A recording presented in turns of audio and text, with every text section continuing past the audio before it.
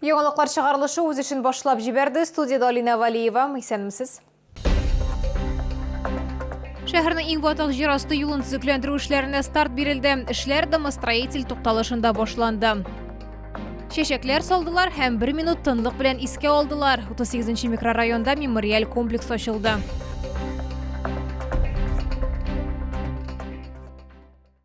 Шалуда домостроитель тукталышы җир асты юлын төзекләндерә башладылар. Ремонт эшләре шәһәрнең автомобильләре юллары предприятиесе белән башкарыла. Хәзерге вакытта баскычлар яңартыла. Толырак киләсе материалда.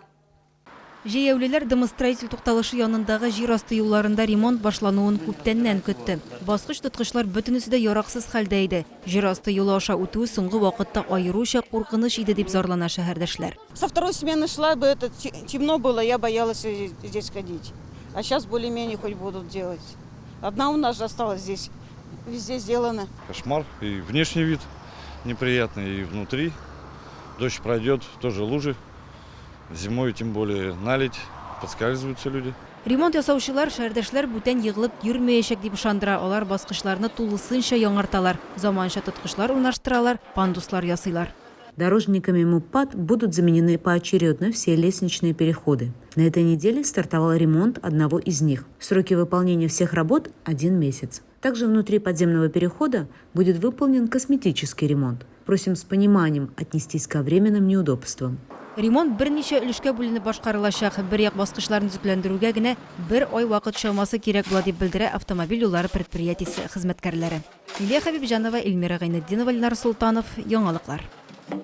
Шәһәрдә домостроитель тукталышындагы җир асты кичүе генә яңартылмый. Торак фондны, шулай ук юлларны капиталь төзекләндерүдә дәвам итә. Башкарма комитеты җитәкчесенең беренче урынбасары Илья Зуев сүзләренчә, барлык эшләр дә график буенча бара. Ремонт эшләре фронты бер үк вакытта берничә участокта җәелдерелгән, аларның кайберләрендә инде эшләр тәмамлану алдында. Әйтик, Госев һәм Бөтенчүк урамнары киселешендәге юл катламын яңарту 65%-ка төгәлләнгән. Халыклар дуслыгы һәм Сөембикә проспектлары киселешендәге буҗра 45%-ка. Моннан тыш безнең Ишегалда республика программасын гамәлгә ашыру һәм торак фондны капиталь ремонтлау дәвам итә. Мы идем в графике, в том числе по сезонным видам работ в графике. Будет погода лучше, будем ускоряться. Есть некоторые замедления, но в целом на исполнение программы они не повлияют. Башкарма комитет җитәкчесенең беренче урынбасары билгеләп үткәнчә, төзелеш эшләрен башкарганда кайбер тотрыклыклар һава торышы белән бәйле. Шуңа да ул эшләрне уңайлы вакытта башкарып калырга кирәклеген белдерде. Понятно, что для дорожников, для капитального ремонта жилых домов он в определенной мере, скажем так, мешает, вносит свои коррективы, тем более в такую погоду асфальт укладывать нельзя, нужно находить окна, не жаловаться на погоду. Погода такая, какая есть, она очень благоприятна для формирования урожая. Төп эшләр салкыннар башланганчы тәмамланырга тиеш, моның өчен ремонтчыларның әле берничә ай вакыты бар. Лилия Гатина, Эльмира Гайнетдинова, Сергей Вильданов. Яңалыклар.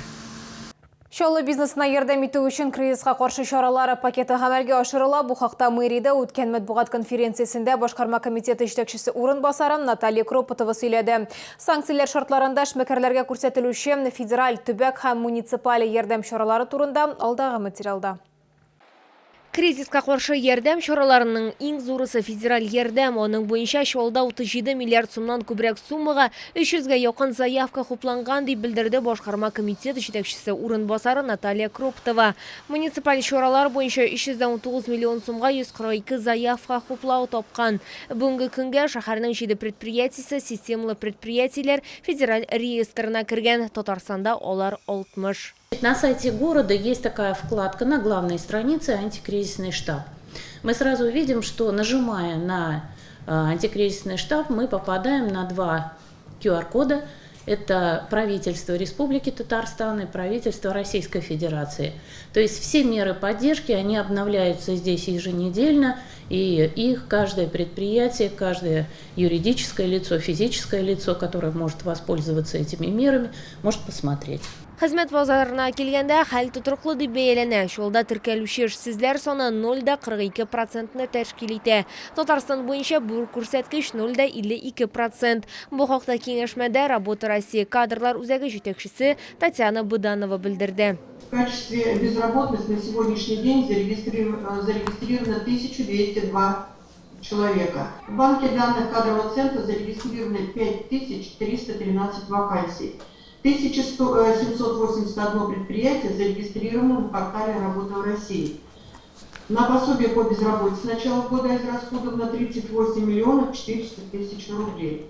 И с начала года трудоустроено 2487 граждан.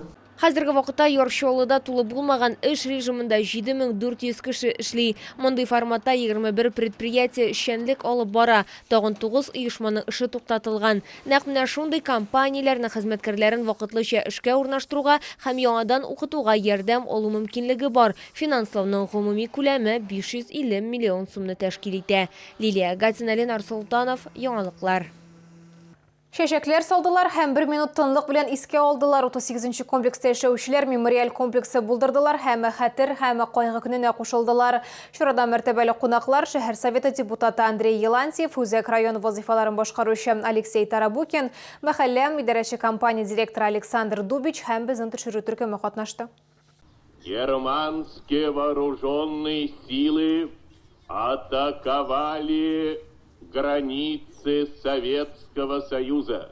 1941 елның 22 июнендә иртәнге сәгать 4-тә дәһшәтле бөек ватан сугышы башлана. Ул 1418 көн буе дәвам итә. 11 миллионнан артык кеше гомере өзелә. Сугышта катнашкан геройларга багышлап 38-нче мәхәлләдә яшәүче шәһәрдәшләр җиңү йолдызын төкләндереп мемориаль комплекс ачтылар. Бу безнең традиция хәзер инде 3нче ел бара. Быел йолдызны, чәчәкле йолдызны, клумбаны яңартык. Моңар бик зур хезмәтен куйды управляющая компания «Жилэнергосервис». Бу традицияны югалтмаска тырышырбыз. Һәр елны без бу бәйрәмне үткәрергә тиеш. Һәм без балаларга, оныкларга бу бәйрәмне тапшырып калдырырга тиеш. Об этих датах забывать нельзя. Надо помнить, жизнь состоит не только из праздников. Есть и скорбные даты. Какова сегодня одна из них. 38-нче мәхәлләдә 10 сугыш һәм тыл ветераны яши. Аларның берсе 92 яшьлек Сальма Әхмәтгәрәева. Ул фронттан кайтмаган солдат җырын башкарды. Бүгелмәгә барадыр иде. Бишмунчага 110 километр җиргә барып, бистәр тагып, җирне ташып, колхозга чәчүгә алып кайта торган иде. Җыгылып бар кала торган иде ки җиргә аш. Үгезләр җитте, ат юк. Җирне ташып, шундый авырлыкта яшәдек без. Хәтер чарасында 38-05 йортының яшь буыннары да катнаштан. Балалар истә тотабыз дип яздылар. Зәңгәр күк йөзенә акшарлар җибәрделәр. Эти белые шарики символизировались как ангелы, дети, те, которые погибли на войне. В первую очередь мы вспомнили наших маленьких деток войны. Бөек ватан сугышы кырында мәңгелеккә ятып калган солдатларны 1 минутлык тынлык белән искә алдылар. Лилия Хабибжанова, Лилия Гатина, Кирилл Хабзей, яңалыклар.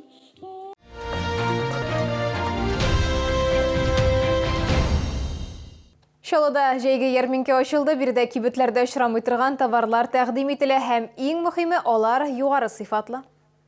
Гардеробны яңартырга хәзер менә дигән вакыт. Җәйге ярминкәдә ни генә юк. Күлмәк, туника, итәкләр, җиңелчә баш киемнәре, палантиннар. Образны тулыландыру өчен зәвыклы бизәкләр. Шунысы уңайлы, өс киемнәрен киеп карап алырга мөмкин. Моннан тыш ярминкәдә Алтай балык, Камчатка балыклары, Абхазия аш тәмләткечләре, Белоруссия салысы, Перемнан ит деликатеслары тәкъдим ителә. Йорт бакча кирәк-яраклары да бик күп. Бакчачылар өчен үлән чәчәкләр кисү өчен кайшылардан башлап, тамчылап су сибү системаларына кадәр бар. Җәйге ярминкә 32-нче комплекстагы Негастрой гипермаркеты янында урнашкан.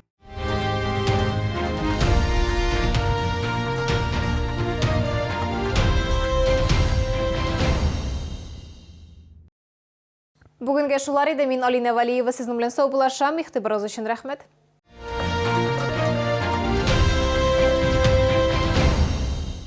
Санаторий Шифалы Суйжменвода предлагает программу для лечения и профилактики хронических заболеваний дыхательной системы, свободное дыхание. Повышайте иммунитет и укрепляйте противовирусную защиту организма. Челны, встречай! Свежий улов прямо с Камчатки. Чавыча, красная икра, белорыбица. Все от производителя. С 20 по 25 июня. ТЦ Грин, 1 этаж.